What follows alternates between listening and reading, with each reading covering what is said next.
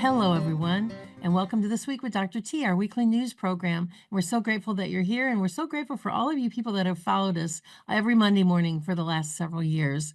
I wanted to start today by talking about the Tenpenny Prime membership that we kicked off at the beginning of the year, that we're hoping that you're all members by now because it supports everything that we do. Each month, there are 3 new educational programs and content only for members, a topical white paper that I write that's usually 20 to 30 pages long, a recorded educational presentation, and then the last Wednesday night of the month, we have a live event called Ask the Expert. This month in April, we are doing reproductive health and problems with infertility. Next month, we're going to be doing neurological health and brain health, and that is all part of your membership if you're a member at Tenpenny Prime. If you're already a member and you've been supporting us for a long time, thank you so much. We're very grateful for that. You don't have to do anything different. You can still go to drtenpenny.com and log into your membership portal. If you'd like to join us and you are a new member to Tenpenny Prime, go to shop10penny.net, shop10penny.net, and hover over the membership tab. You'll see everything there that's available and all the reasons why you will get great benefits from joining us and becoming a member. And so we want to make this year, 2025, the year of knowledge, empowerment, and action. So I want to thank everyone for your continued support. And to the new members, we welcome you and thank you too.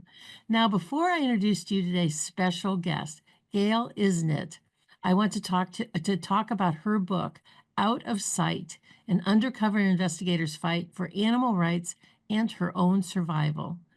Wow, this is going to be really good. She and I were talking a little bit before we went live. We've got a lot of things to really share with you. So you won't want to miss this. We're going to take a really quick break. We will be right back. Zeolite is a detox spray. We work specifically with a company called Touchstone Essentials. They are an incredible company. We've been working with them now for several years.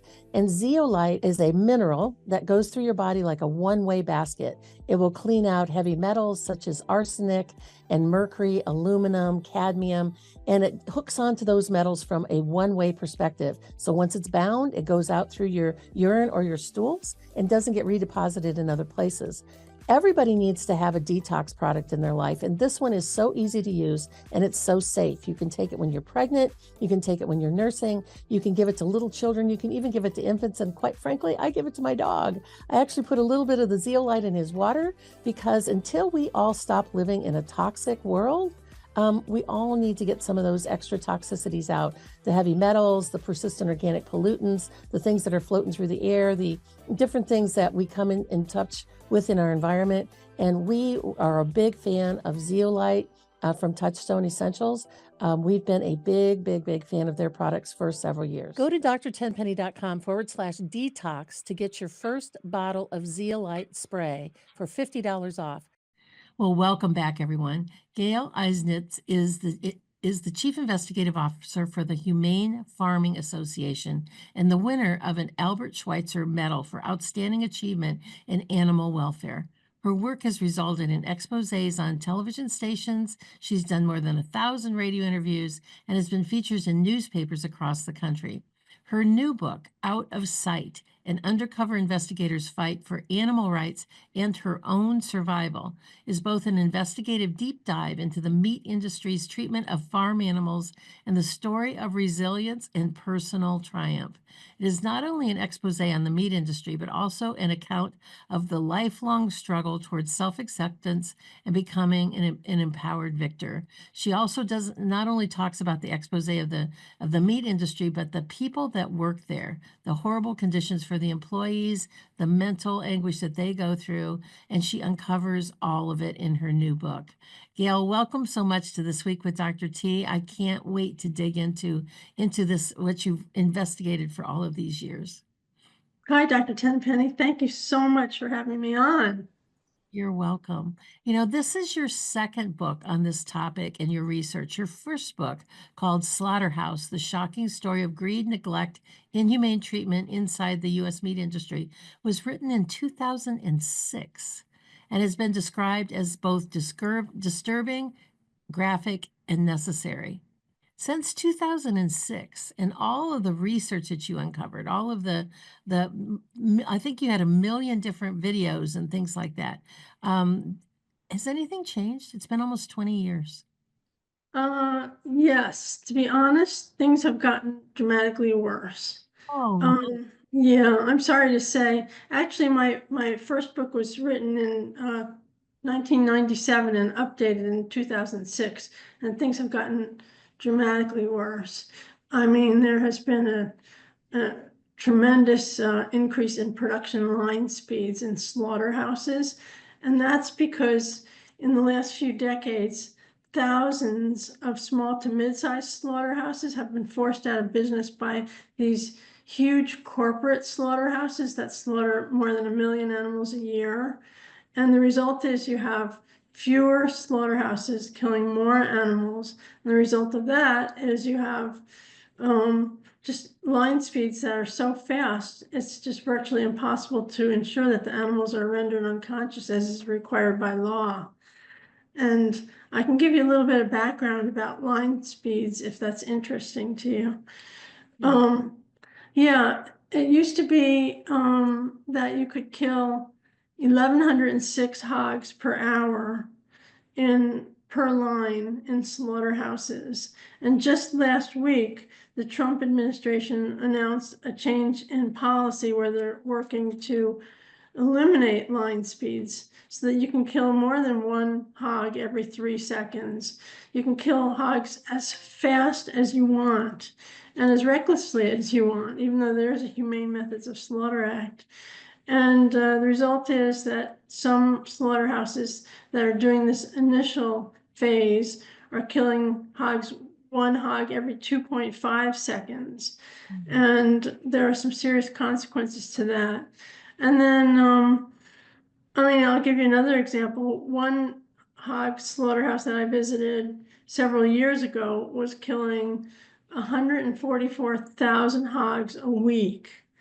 Oh my. And that was then. They're killing more now, 35,000 hogs a day. And I'm sure they'll increase to whatever speed they want to since the Trump administration is going to allow that.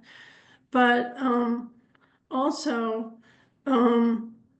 chickens, poultry, broiler birds, meat birds, were being slaughtered at a rate of, on the evisceration line, which is the slaughter line, were being killed at a rate of 140 birds per minute. Oh my. And now that's being increased to 175 birds per minute, or 3 birds every second. So there are some really terrible consequences of this consolidation in the meat industry. 390 cattle per hour, I think that's going to stay the same.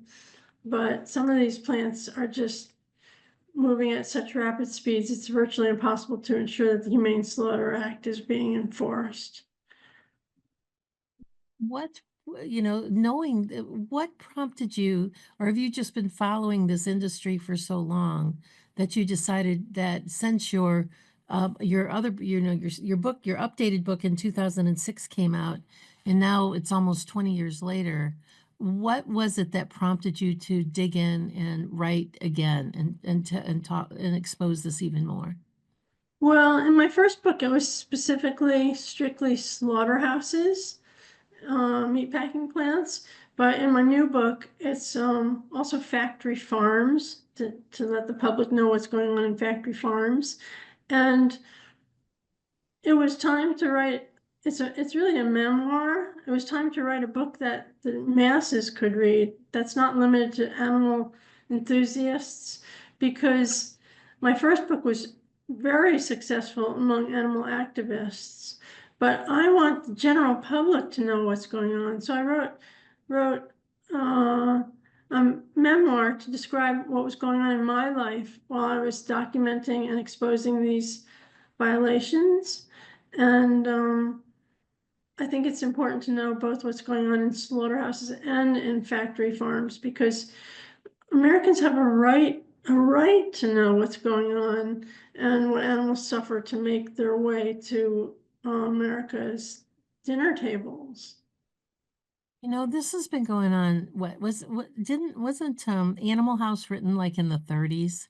when they first exposed the horrible things about the slaughterhouses. So it sounds Oh, like something has got Upton Sinclair's The Jungle, is that what you're thinking? jungle. Yes, thank you. Yeah. Yeah, I think that was written in the very early 1900s.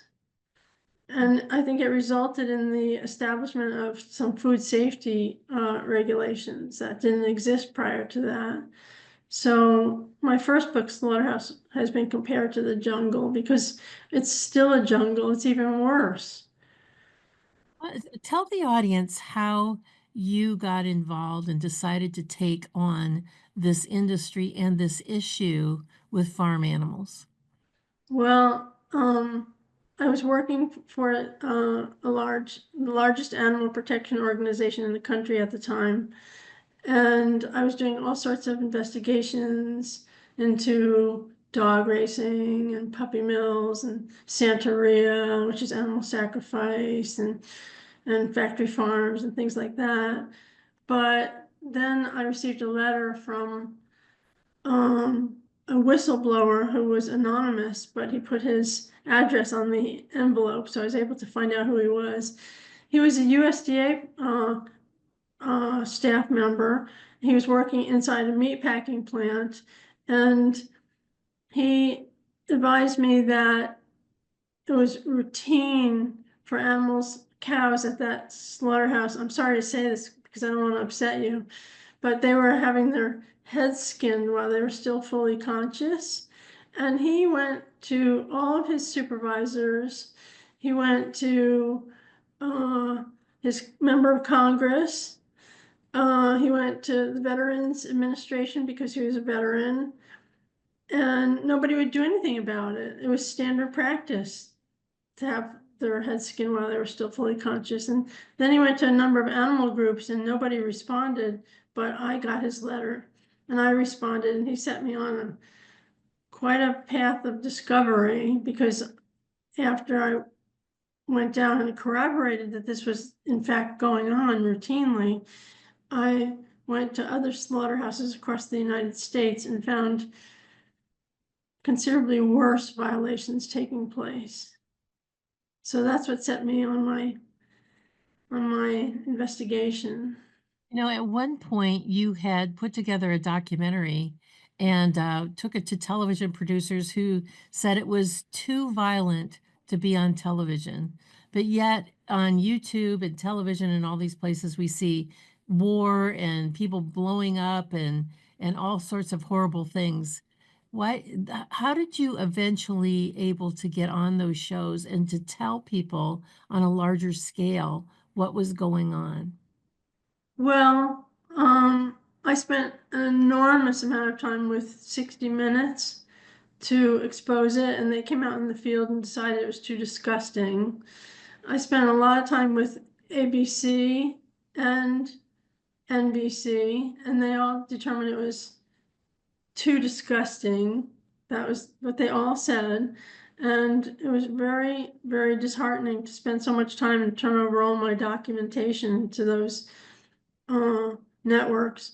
But eventually, well, radio was fantastic. Radio let me talk and talk about the violations. And this was before podcasts. And I was able to get great coverage by HBO, which I'll tell you about in a minute, and the Washington Post. The HBO story was about a factory farm where the old sows, I'll give you a little background. Sows, breeding sows, mother pigs, spend their lives in gestation crates. That means they're in cages that are only 2 feet wide and 7 feet long, and they're like 600 pounds. And 2 feet wide is a lot. We've seen them where they're 18 or 19 inches wide, and they can never turn around, and they develop all sorts of terrible problems from living that way. And I can go into that too if you want me to. But anyway, long story short, at this operation, when they were used up, they just weren't as productive as they used to be, or if they had arthritis or respiratory problems from standing over the waste pits. They were hot shot prodded out of their gestation crates and dragged to a ledge, dumped over the side of the ledge, which was 4 feet outside into the frigid temperature, sat on a pile where they watched their fellow sows having a chain put around their neck and being attached to a front end loader. And the tines of the loader were lifted, and the animals were strangled. They were basically suffocated under their own weight. And it was so unacceptable that we were able to get HBO involved in our investigation, and they produced a story called Death on a Factory Farm. And it aired 19 times in 1 month on HBO, which was great. And then it continued to air. So that was a big success, because that was totally unacceptable to be hanging sows as a way to kill them. And This is just such a repulsive story. And it's not about you, it's about the story, about how they inhumanely just look at these animals as though they're not animals. They're not living, breathing, God created things. They're just a commodity. It's no different than getting rid of literally an old pair of shoes. That it's no good anymore. Or, chicken, they can get baby chicks for a certain price. And so if they kill off 70,000 of them, no big deal, they'll just replace them.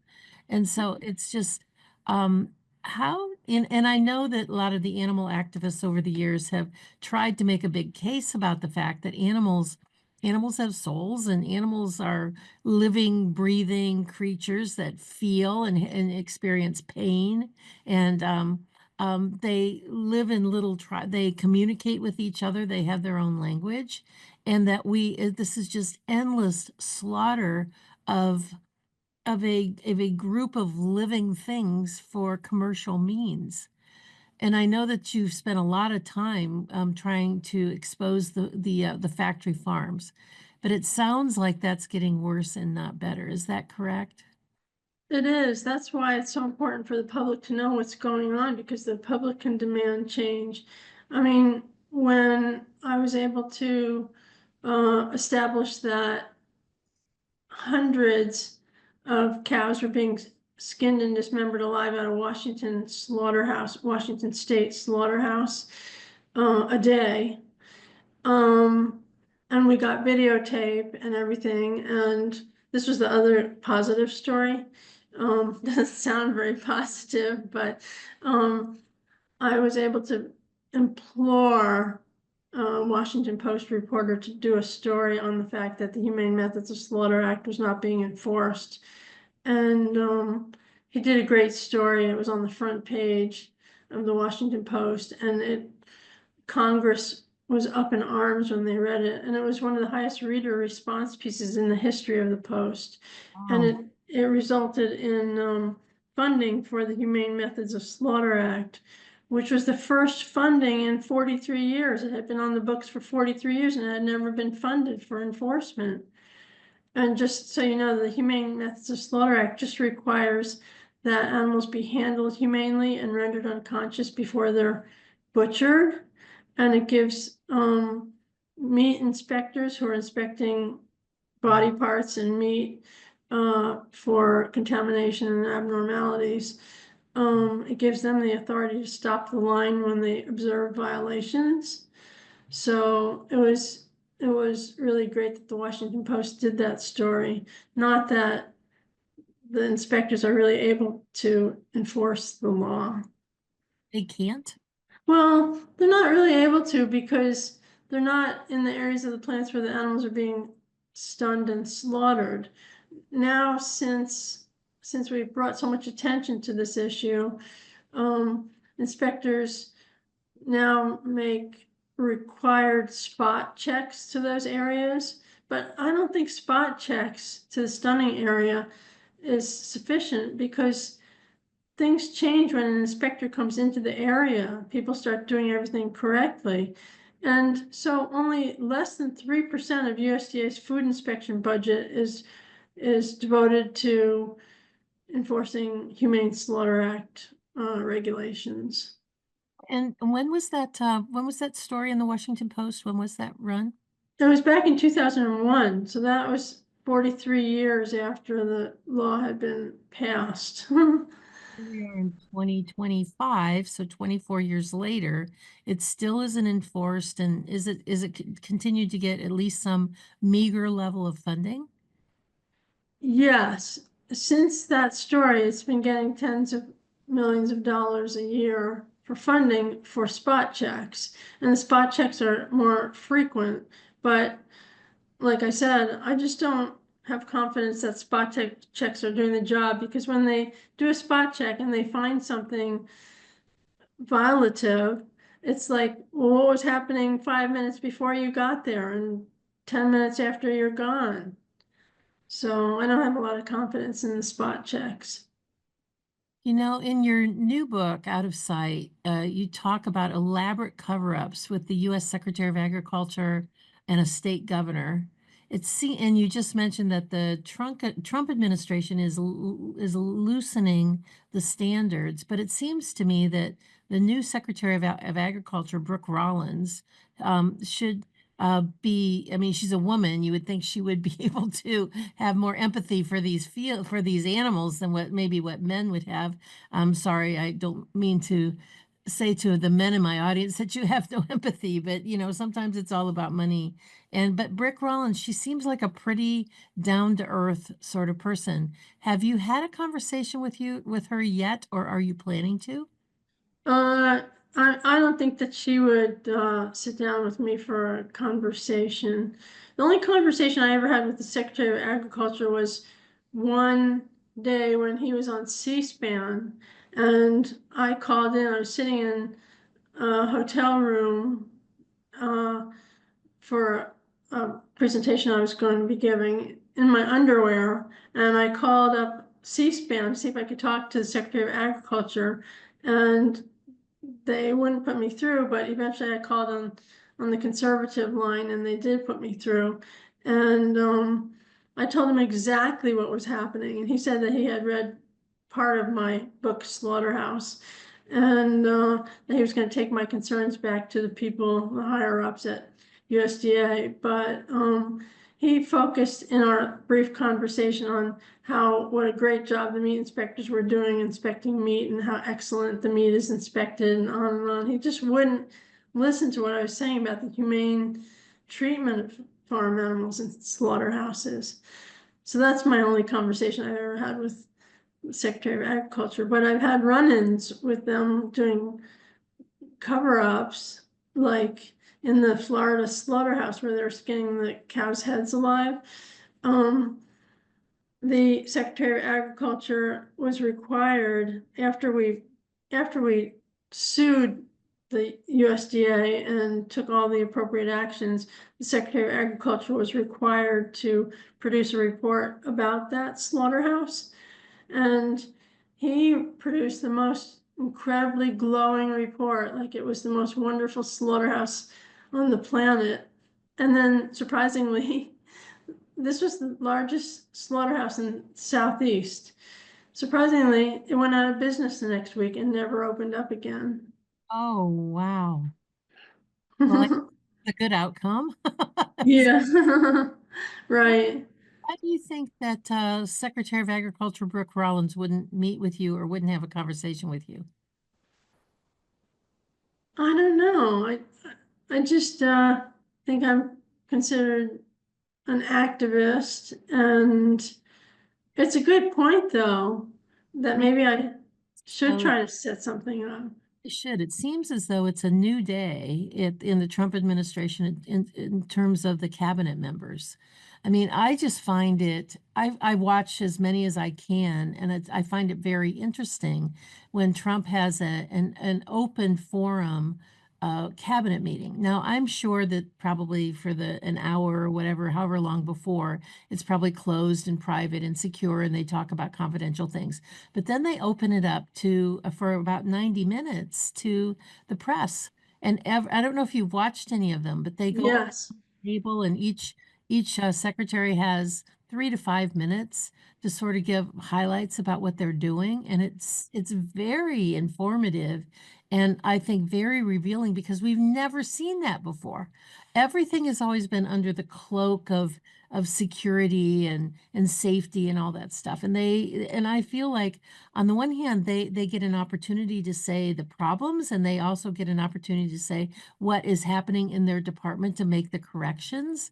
I really believe that this is at least you need to make a concerted effort. And if there's anything that I can do to help with that in some of the groups that I'm in, to get this information in front of the Secretary of Agriculture, Brooke Rollins, and anybody that's listening to this that's been involved in the MAHA movement, Make America Healthy Again. And we talk so much about food.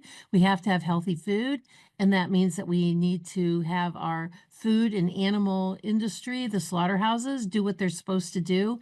And that's not just get us clean food. That's taking care of those animals that sacrifice their life to become our food. And so this just makes me like riled up.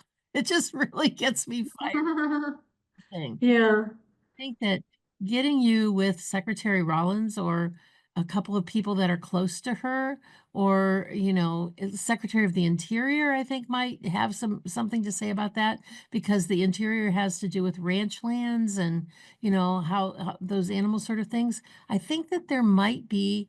I mean, people sometimes they just pass regulations because they don't know any better. They think it sounds like a good thing, and they've got 870,000 things on their plate to grab their attention. But this is so important, Gail. It's so important. There's there's considerable pride in the fact that they have these spot checks at USDA. So I think that they think they're doing a good job. But it was very interesting to me that in yesterday's New York Times, Nicholas Kristof did a story on inhumane slaughter, and he's the first person that's ever said the same thing that I've been saying, that there needs to be full-time observation of animals being slaughtered. And it was so Off the truck all the way till the time that they're dead. right, yeah. And I was so glad to read that column, because it was just like, yay, somebody else is hearing me. I mean, is saying the same thing that I'm saying. Because I think USDA thinks they're doing a good job now with their spot checks. That was in the New York Times. So that means that you can get a hold of that journalist. And so can you get a hold of that journalist and thank him and send him a copy of your book? Yeah, I've already done that. In fact, I asked for my publicist to send him a copy of the book before that column came out, because he's so good on that issue. And then that column came out yesterday. So, yeah. Interview you then, interview for more details and things like that. That would be great. This animal cruelty thing, I knew a little bit about this beforehand because I'd seen some spot videos that I just can't allow that sort of stuff into my brain, because it's been since I've been 7 years old that I've just, that sort of stuff kind of goes in, and it's like bubble gum on your shoes to me. I can never get it out of my brain. So how do you deal with all the stuff that you know? Because it's been decades that you've been doing this. Yeah, it's been 40 something years. How do you deal Um, with the animal cruelty, and then we'll get into a little bit on the cruelty to the people that work there too. okay. One thing I just wanted to say in regard to what we were just talking about is that it doesn't help a lot to talk to USDA about factory farms, because factory farms are wholly unregulated. There's no one regulating factory farms. So I just thought I'd mention that, because that's a shame, because there's so much abuse going on inside factory farms, and there are no regulations. So anyway, that's that. How do I handle it? I've managed to suppress my feelings my whole life. I just unfortunately have not been as in touch with my feelings as I would like to be, although I'm getting closer, which is really great. Sometimes when I'm scrolling on Facebook and I see something awful having to do with farm animals, because I get a lot of farm animal posts, I won't even look at it, which is amazing for me because I usually just am completely open to all this material. But I've been pretty my feelings have been pretty suppressed my whole life. So I guess, I've had other physical issues to deal with. So I didn't really have the option to worry about how I was feeling about this stuff, if you know what I mean. Well, it's people who spend their lives for a cause to try to make it better, and they're investigating horrible things, like people that investigate human trafficking or pedophilia. It's what the humane things that are done to humans. You've spent your entire life investigating the inhumane things that are done to animals. So, oh, I wish I could hop through the Zoom and give you a big hug because Oh, thank you. That's so kind. we're going to be taking a really quick break. This morning, we're talking to Gail Eisnitz and about her new book, Out of Sight: An Undercover Investigator's Fight for Animal Rights and Her Own Survival. When we come back, we have a few more questions about animal rights and the people who work in those horrific slaughterhouses. And then we're going to talk a little bit about her own survival. We're going to take a really quick break. We'll be right back. We also have an apparel line on our store that has just the best things. In fact, I go and shop at my own store. I mean, I really do go and buy stuff out of my own store. They have t-shirts and sweatshirts and cups and mugs and totes. We've got a great designer. We're always adding new things all the time.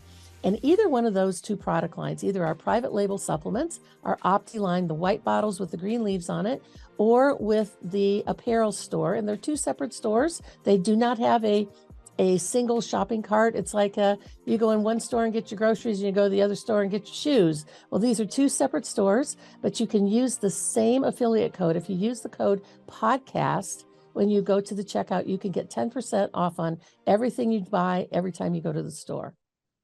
Well, welcome back, everyone. Gail, this is I knew this was going to be a great interview, and it's got so much important information to get out to the general public.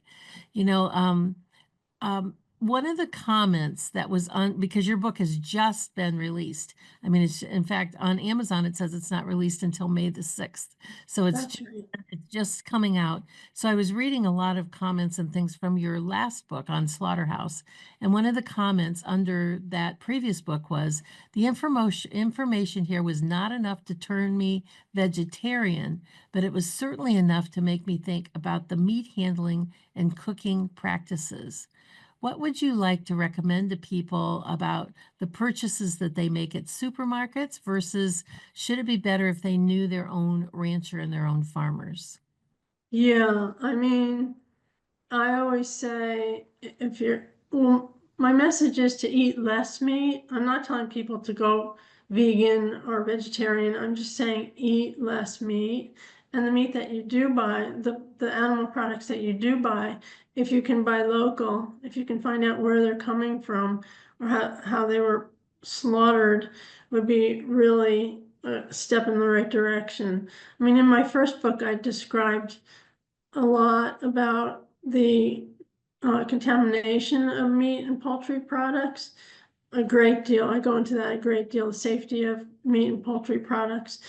But in my second book, I don't focus on that. But I just think that people should try to find out where their animal products are coming from and buy local if they can. Even organic is supposedly better than non-organic. But I just try to get people to find out about the sources of their animal products. Would it be possible, you said that the factory farming industry is not regulated at all. That's just a jaw-dropping comment. Can you talk about that just a little bit more? I don't think people generally know that.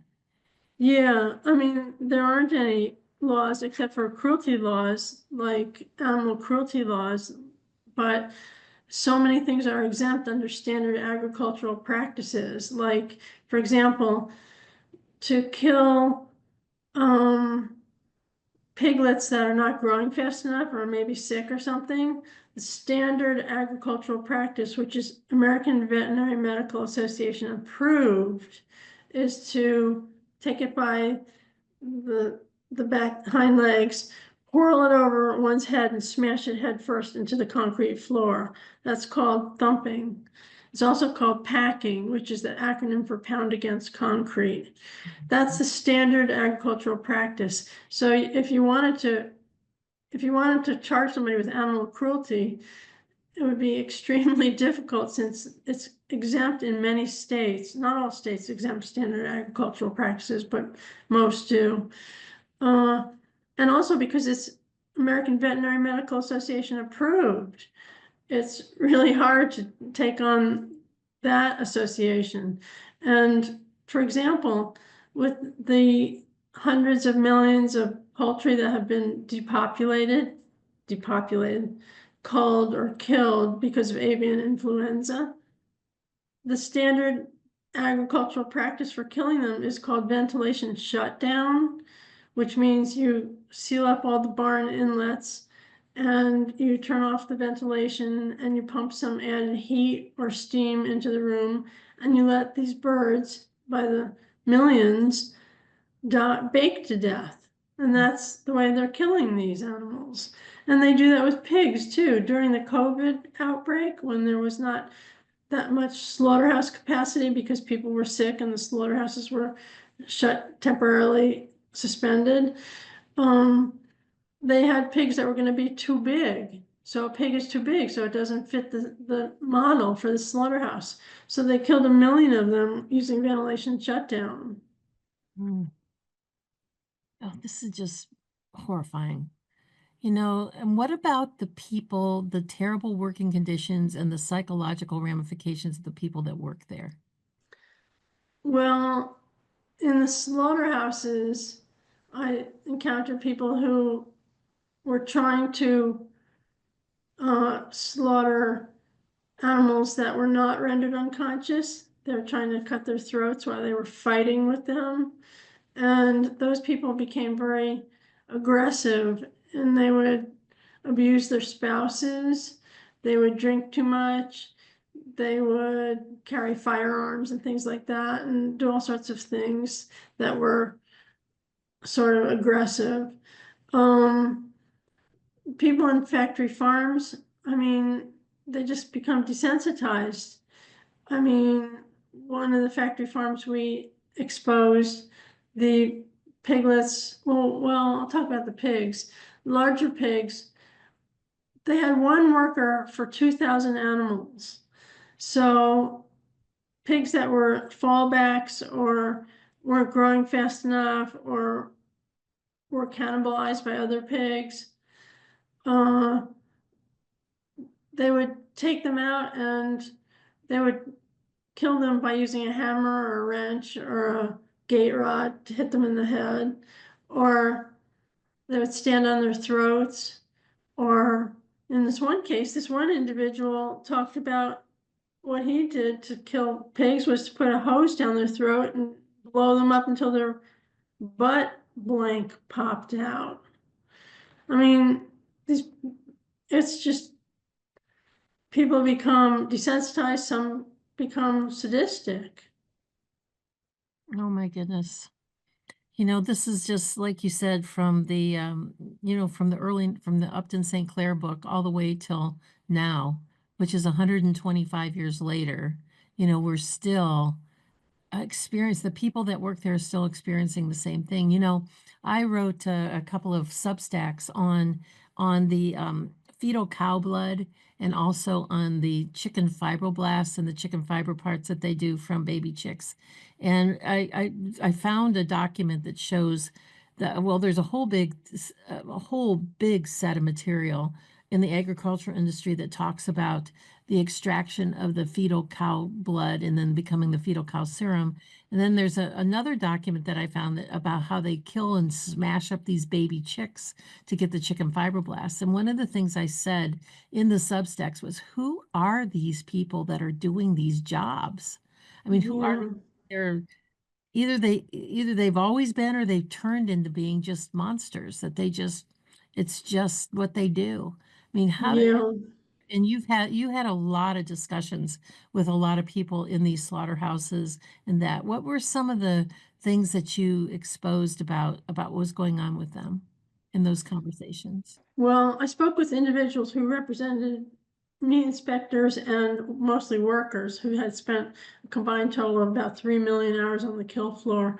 And a lot of them talked about wanting to slit the throats of their supervisors, things like that, because they were so used to slitting the throats of live conscious animals that should have been unconscious. Um, and they talked about slapping around their wives and things like that. You know, it's just really, really sad. And then in other slaughterhouses, the workers were very forthcoming because they were just having to skin cows alive, and they were just a lot of them were not Native American from the United States originally. They were immigrants, and they just were so frustrated with having to do that job. They were like, there's like the floodgates opened when they started telling me what they had to do. And I think there were about 12 of them showed their faces on an NBC special where they were going to talk about what it was like to have to skin cows alive. And NBC came and interviewed them. And they showed their faces because they were so fed up with having to do this. And then NBC canceled the show. Oh man. So. But you know, it's interesting to note that I mean, it's just worth mentioning that 55 years ago we killed 10 million animals, 10 billion animals worldwide. And now, here is 55 years later, we kill 10 billion animals in the United States alone each year. We kill 82 billion animals worldwide at this time each year Wow. for food. I love a good steak, but I may just have to change my eating habits.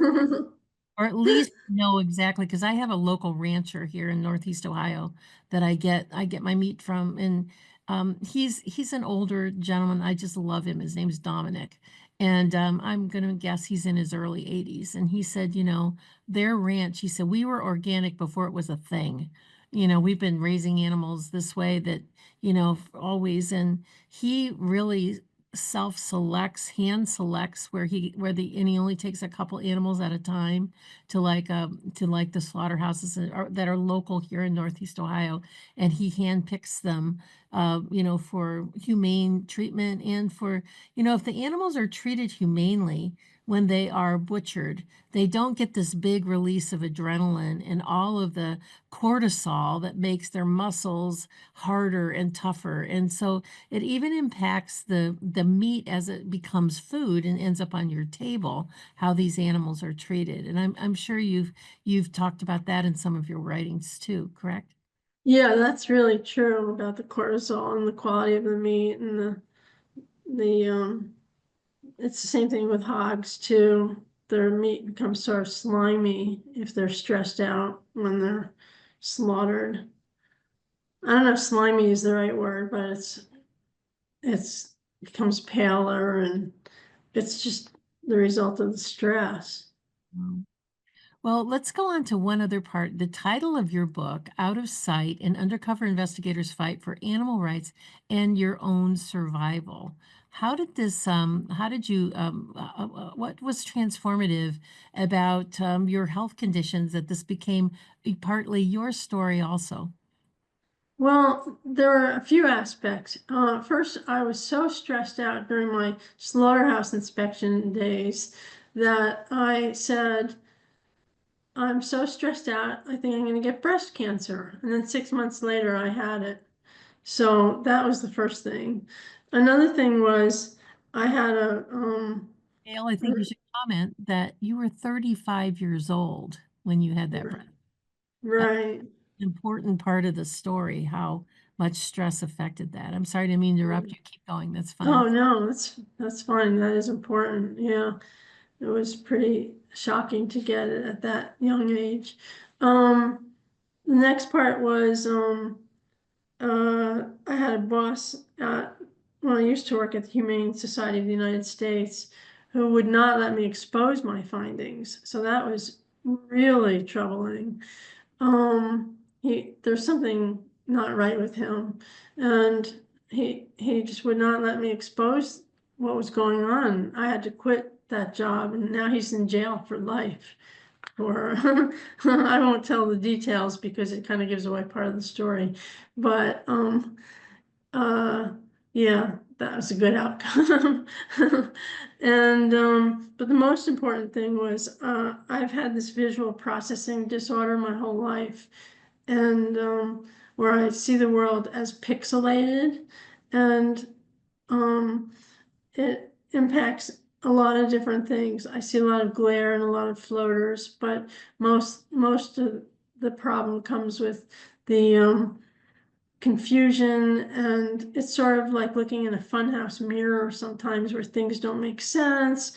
It's very debilitating, and it's really like having dyslexia of the world where things just don't make sense. And I went to so many doctors, and I could not find a resolution to this problem, and it was very troubling to try to do this investigation while I couldn't see straight. And it took more than 100 doctors to find what it is. That's because it wasn't identified as a rare disease until 10 years ago. And I found out while I was writing the book what was wrong with me. But during my entire investigative process, I just kept blaming myself, thinking, what is wrong with me? Why am I doing this to myself? Which is just you turn it on yourself because you're not getting any help from anybody else. And I finally found out what it was, and I'm considerably better. I just have a lot of glare and floaters now, but the confusion and the dyslexia of the world isn't so much of a problem anymore. But there are a lot of people who suffer from it. It's a rare disease, but there's a Facebook page devoted to it, and there are a lot of people that are really struggling. And you talk about that a lot in your book. And just again, for listeners, we're talking to Gail Eisnitz, and it's spelled Eisnitz. And her new book, Out of Sight, an undercover investigator's fight for animal rights and her own survival. And all of because this is just coming out, so there aren't any comments on Amazon because it's not posted on Amazon yet. But I read the comments from your previous book called Slaughterhouse, and most all of the comments were saying that everybody needs to read this information. They need to be aware of this, whether you're a vegan or a vegetarian or you're paleo or whatever it is type that you eat.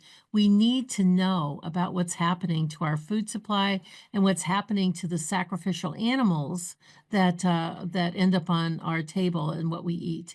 And that people were really they felt like it was informative, but not particularly gross and gory, in that you've written a really, really good story to let people know.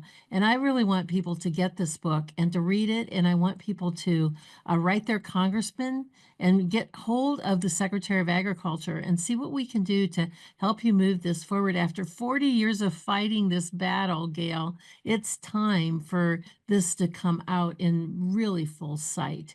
So other than getting your book on Amazon, is there any other place that we can follow your work and follow your writings?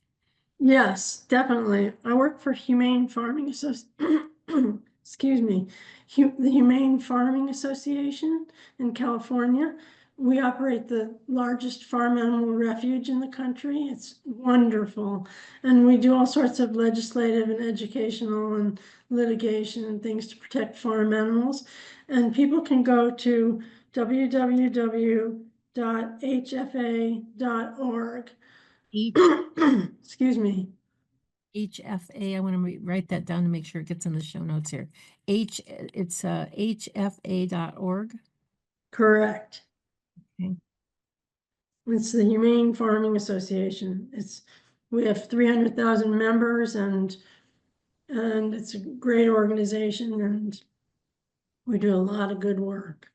Oh, that ends this entire interview on an upbeat, exciting note that there's actually good things that we can do to try to make a difference for these animals and also the food that ends up on our table and for local farmers and all those sorts of things. So that ends up on a kind of a good note that there is something positive that people can do. And I'll say that again.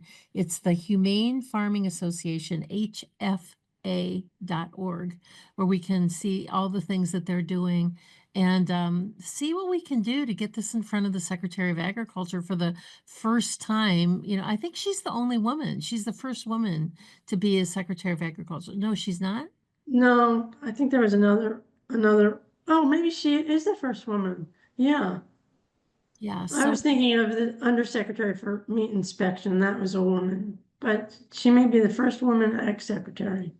yeah, so maybe there's a crack in the concrete there that we can move this through a little bit. The meat packing industry and the ranchers industry and everything that's happening in the animal husbandry industry, it is a big lobbying association, huge lobbying association, kind of like the pharmaceutical industry is about vaccines and drugs. So I'm sure that all of these people are constantly being hammered by the lobbyists to not do anything to make a difference. But we, the people, really now with MAHA, I need to get you introduced to some of the leaders in the MAHA movement to about making, because I'm kind of in those circles of making America healthy again, which in all of the circles that I've been taught, that I'm on various committees and various big groups on Signal, we're all talking about food. It's all about food, and people need to know about this, and we need to get momentum behind your work because it's fantastic. I commend you so much for sticking to this all these years. Sometimes you just never know when finally, God opens a window to really allow this to go forward. So Gail, I want to thank you so much for your work. Thank you so much for being on our show today. This has just been phenomenal. And we're going to have some other work to do together, I'm sure, because this really motivates me, as I'm sure it motivates a lot of our listeners. So for everyone else that's here with us today, I'm so grateful for you coming to our show every Monday morning with This Week with Dr. T.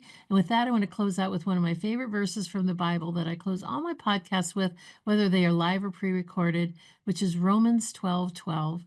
Rejoice in hope, be patient in trouble, and be persistent in prayer. So until the next time, lean into God, trust Him for everything. He'll never let you down. Gail, thank you so much again for being here. Thank you for your work. And to everyone else who has joined us, have a good week, everyone. We'll see you again 11 a.m. tomorrow morning with Happy Hour with Dr. T. Have a good week. Goodbye, and God bless. In a time when truth is censored, one name stands out: Dr. Sherri Tenpenny, the relentless seeker of knowledge and defender of freedom. Explore groundbreaking findings at drtenpenny.com. Ignite your mind with riveting podcasts, explosive articles, research-driven Substacks, webinars, ebooks, and more. In an era plagued by environmental toxins and vaccine-related exposures, Dr. Tenpenny has expertly crafted a selection of safe detox protocols that facilitate profound healing at a cellular level. It's time to cleanse, rejuvenate, and restore your body's vitality. With heart damage on the rise, Dr. Tenpenny introduces nationwide ECP therapy to repair hearts and achieve optimal health. Seize the opportunity and embrace the wealth of resources, information, and health recommendations awaiting you at drtenpenny.com, and become a Tenpenny Podcast member to join our mission in the quest for uncensored truth, the health of our nation, and medical freedom.